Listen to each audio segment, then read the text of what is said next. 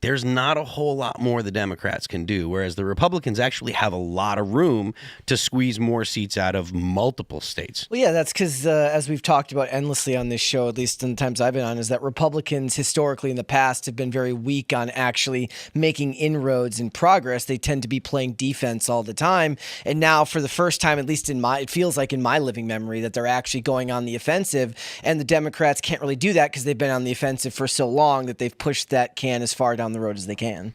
And so things are happening. Yeah. It's not that nothing ever happens. It's nothing ever changes. It's nothing ever changes. It's not nothing ever happens. It's that nothing ever changes. And I'm excited to see, God bless America, if Jasmine Crockett loses her seat. That would be fantastic and amazing. She said, or I was just looking at it, that it's racist and it's anti-demographic, warning that they're going to drastically reduce minority voting power. Whereas, like Phil said, they're going to get at least possibly two with minority voting power. Yeah. So actually, speaking of Representative Crockett, speaking of the devil, as many of you as possible to flood our state. Like when it's election time, I want them to be so mad that they did all of this, because we have people coming from the entire country to Texas to make sure that this little scheme that they tried to pull, where they were just going to steal and diminish the voices of Black and brown people, I want us to be so loud that they actually go running and trying to figure out what's that little racist town they all hiding in, and some, what is it, Missouri, Arkansas. I think they all ran to Arkansas. That's where they need to run off to. That's how I want them to feel after this election. So no matter what happens, I need y'all to stay in this fight, because literally the war is just starting. It is. What the hell is she talking about? I have no idea. That is a very good question. I didn't understand any of that other than she I was assuming you did, and it just didn't make any sense. I mean, to me. I wondered if she asked ChatGPT what was going on, and maybe that was the answer it gave. I mean, yeah. So I don't know. What is the precedent? So it's not just her saying that it's racist. It was the Democrat from the article referenced it and called it racist. Is there like some type of precedent for why they're saying that? If it's not true? A research study, maybe? Okay. I think that it's probably just kind of boilerplate Democrat complaining about whatever the policy is. That's just the go-to line that they've had for the better part of at least a decade, possibly 15 years. They just call everything racist. That has worked to frighten people and say, "Whoa," because people don't want to consider them, think of themselves as a bad person, and generally racism is thought of as a bad thing.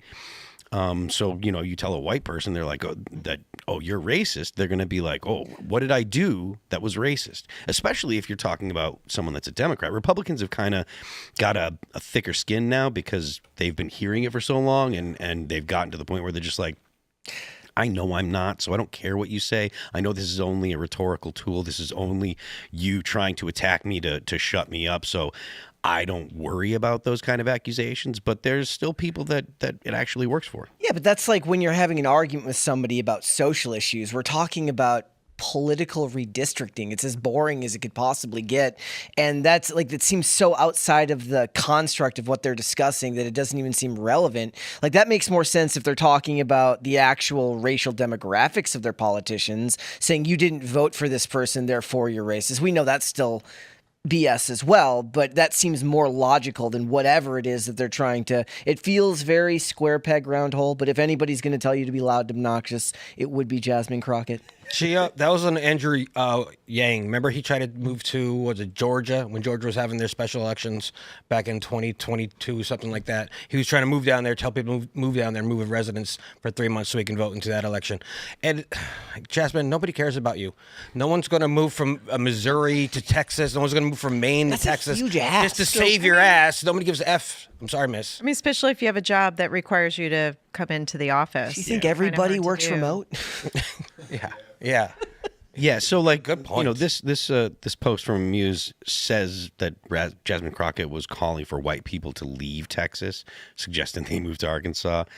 That's white flight. You're not supposed to do that either. And they're building a town of the white people. Is that what and they're mad about that? And now she wants them to go join this other white community? Well, I mean, that kind of speaks to my point about using racism as a rhetorical tool, or using the accusation of racism as a wedge to get people to respond, because white people have been like, I don't want to be thought of as racist. Thanks for checking out this clip from Timcast IRL. Make sure to watch the show live Monday through Friday at 8 p.m. Subscribe to this channel, and we will see you all there.